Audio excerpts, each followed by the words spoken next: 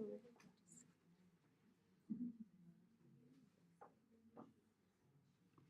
want to go to the next down or that one? Okay, welcome to our next session. This is Nazma Vajat, who was our e-learning, our short course participant last year, but who was also one of the e-learning champions that we interviewed for our paper. So we're very happy to have her here today. And she will talk about an intervention she did with her health students, nursing students. She works in the library, so she supports students who come to her in the library on information literacy and some of the innovative ways she has found to support them. Thank you, Danielle, and thank you for inviting me here and giving me this chance to present. Mine is on design thinking for blended learning, specifically for mature students. I've attended several courses that Danella and Fundani has offered, especially Facebook, blogging, podcasts, and digital stories. And I try to incorporate all of them in information literacy. So when I saw the email, there was a new course being offered, I got very excited. I'm like the magpie that like, all this blinking stuff and like that.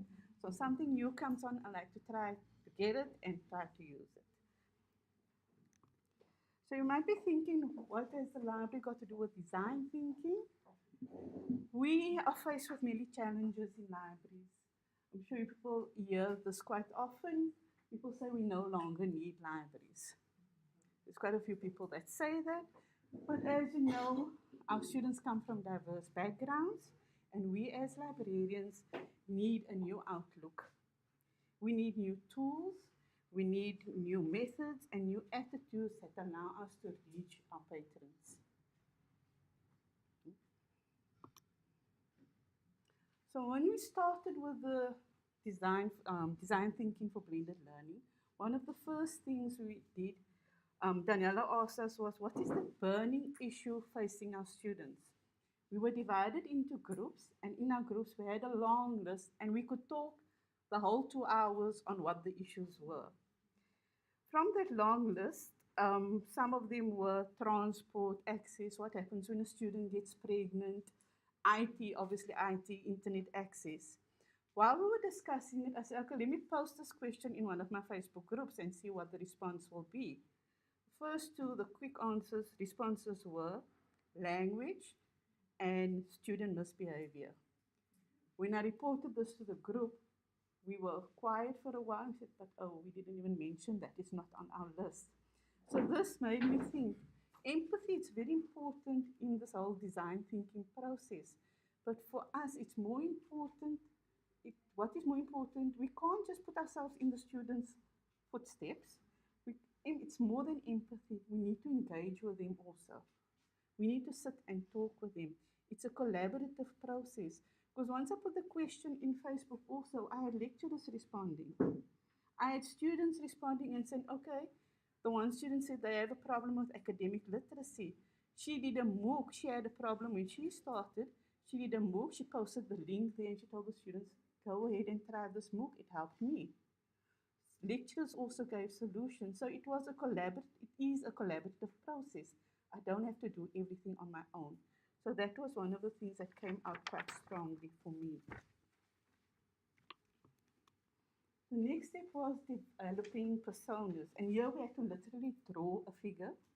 And we started broadly with identifying somebody. We brainstormed and everything. And we identified certain characteristics of students, like the mature students, the students that, the part-time students, foreign students, the students that don't engage in class. So we identified those broad characteristics, and then we divided up into groups, and we narrowed it down to very specific characteristics. So I chose the mature students, and in our group, as we were identifying the characteristics, where she lives, where the person lives, the goals, the support systems and all that, I realized that my mature student is different from this group's mature student. Their mature student was 30 plus, recently divorced and pregnant. My mature student was 50 plus. I was thinking of my students in our college. Right. So coincidentally, a new group was starting that week. And then I spoke to Danielle and I said, can I talk to them when I see them and then decide on my persona after that and develop another one? So that is what we did. So I developed a new persona, Plankies. And the important thing was that I sat and I spoke to them. I didn't make any assumptions like we did when we started.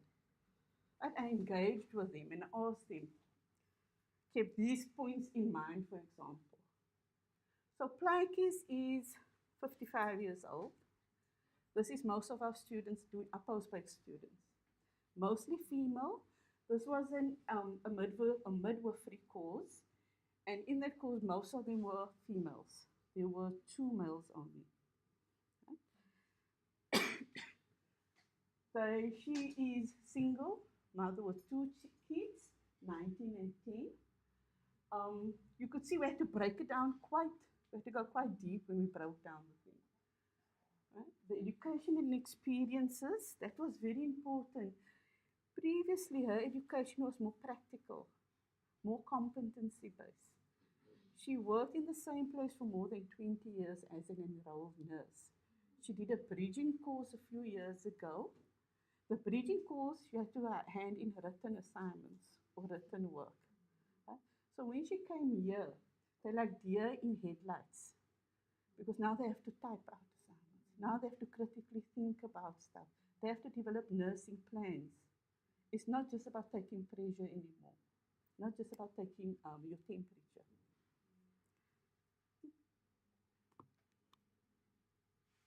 So we had to develop a brief, and part of the brief is we had to identify constraints, our end goals, and measures of success. So some of the constraints we discovered was computer literacy. Most of them don't own a computer. They have a phone, not necessarily a smartphone. Right? They don't know how to use the mouse. They're scared to use the mouse. Right? Then also the information literacy. Before they didn't have to read, it wasn't so theory-based as it is now. So they have to know how to read, where to find this information, where to find scholarly articles.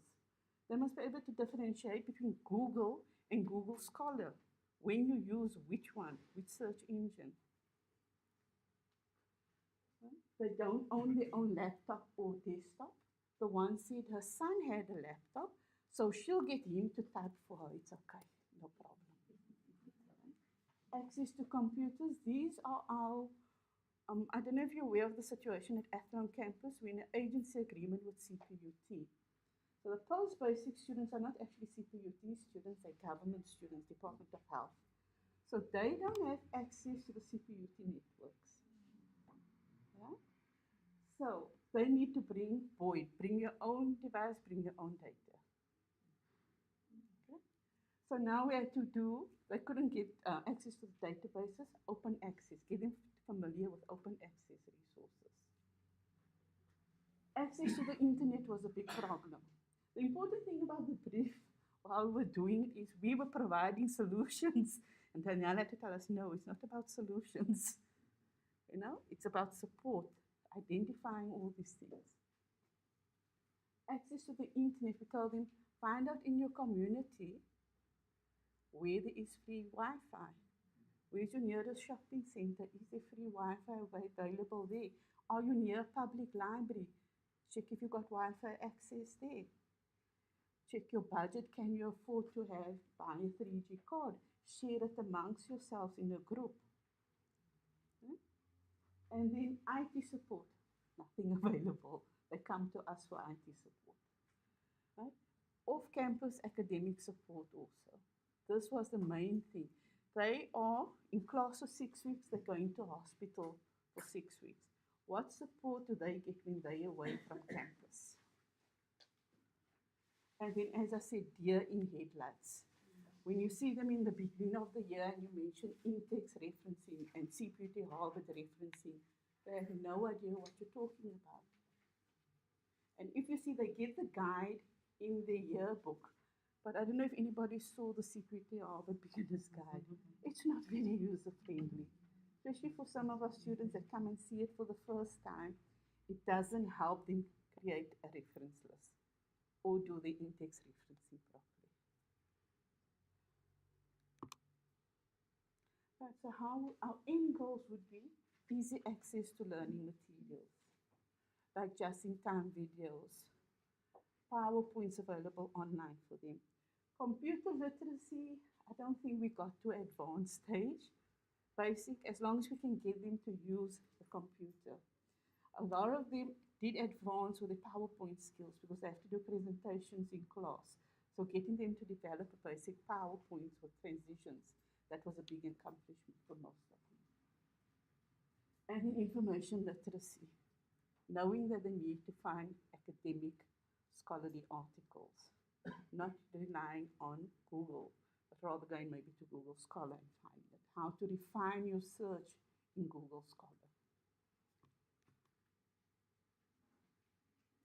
Measures of indication, I think I just mentioned that previously also. But another one here, I use Facebook a lot. I think that was my first workshop I did with Daniela. And since then, I just latched onto Facebook. So, and most of our students actually use Facebook and not Twitter. So we use that environment for them. I find use where the students are, use what they're familiar with. They like Facebook, we use Facebook. They do not like Blackboard. Where's Yolanda? They don't like Blackboard, they like using Facebook. It's easy for them to access and download. So most of them actually did have Facebook accounts, but they used it just to keep in touch with family. They did not realize they can create their own group and then upload and share information in those groups.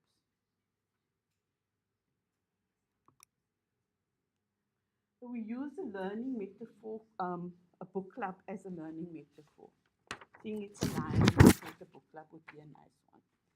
It is voluntary, and the environment we want to create was something of comfort, sharing, and a safe place where they can share their needs and their experiences.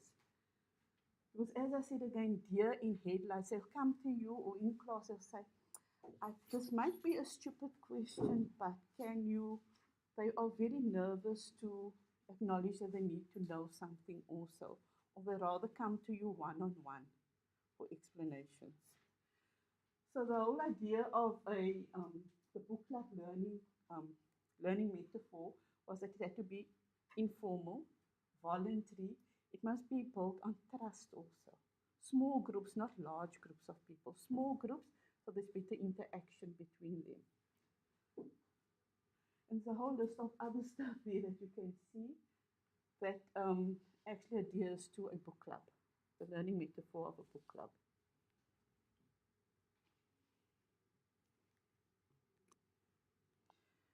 So were our end goals met? Some yes, and I would say no. Especially, for example, with the basic IT, we had a plan. Our late night supervisor previously worked in a computer training environment. So she could draw up a course for us, starting with basic to advanced for computer lessons. It had to be voluntary, and because it was our late night supervisor, it was only offered after 4. We had a lot of interest. Over 50 students said, no, we're going to come. They gave their email or cell phone number, contacted them, right, it's starting this date. Only 2 people pitched up.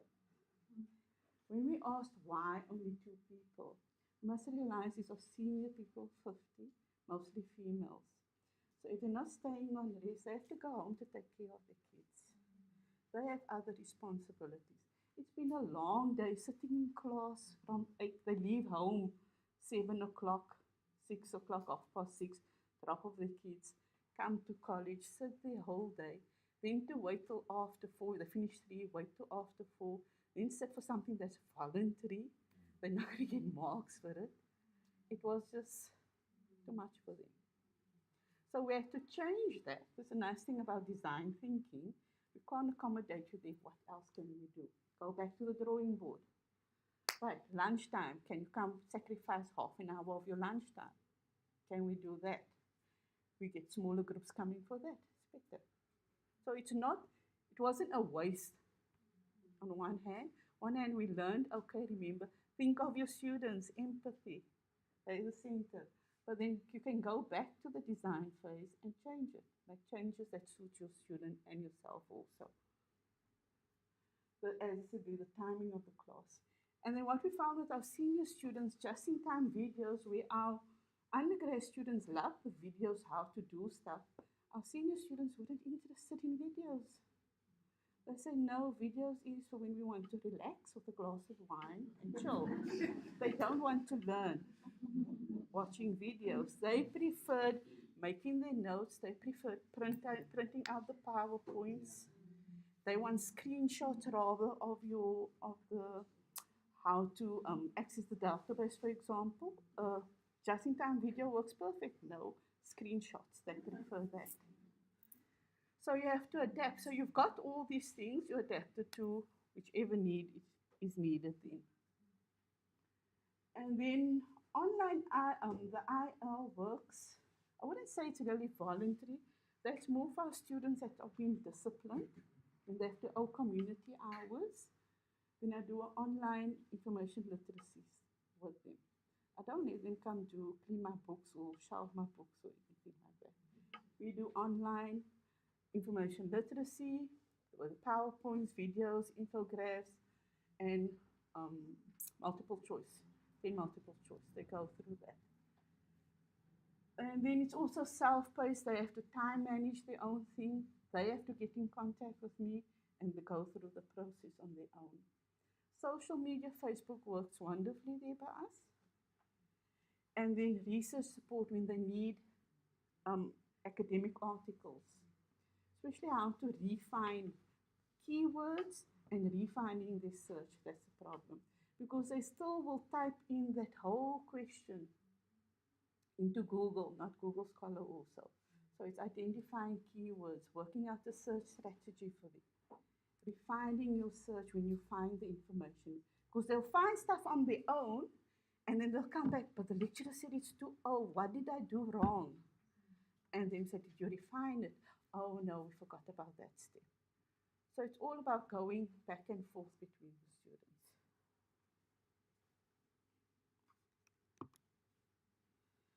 So, what do I learn about technology? As I mentioned earlier, the digital shine. I mustn't get blinded by the digital sign and tools. I need to keep in mind that not all students like to use technology. Not all lecturers also like to use technology. Communication between the lecturers and timing these sessions are also very important. So to time a training on Google Scholar, link it when assignment is nearly due. So that communication with the lecturer is very important also. But technology it offers a lot of opportunities because you can create information, you can share information, and you can collaborate. So it is important. What I learned from this course is that there's several paths. You don't have to just go one path. And if you did develop something, you can always go back and change it to your needs of your students. It's not about finding quick solutions. It's about trying new things and not to be scared to try and implement new things also. We're always scared to share and put what we do out there. But you must just take that step. Danielle is offering me, take the step. Yeah, but it's just go ahead and try and do things. It makes your life more interesting. Thank you. Thank you. Question. Any comments, questions, feedback? I just want to comment. I was looking at the constraints that you guys came up with. Yeah. And you're talking about my core students.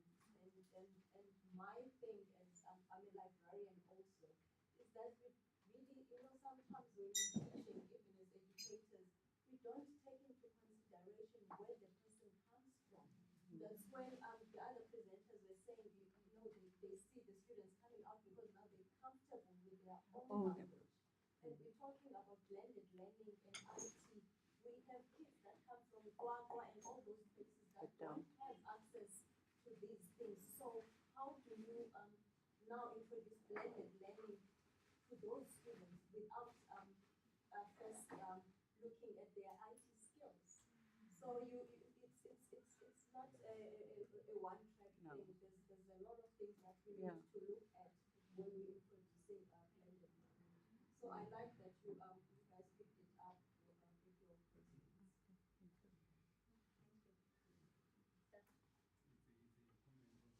It's a follow-up. I really teach ICT in education.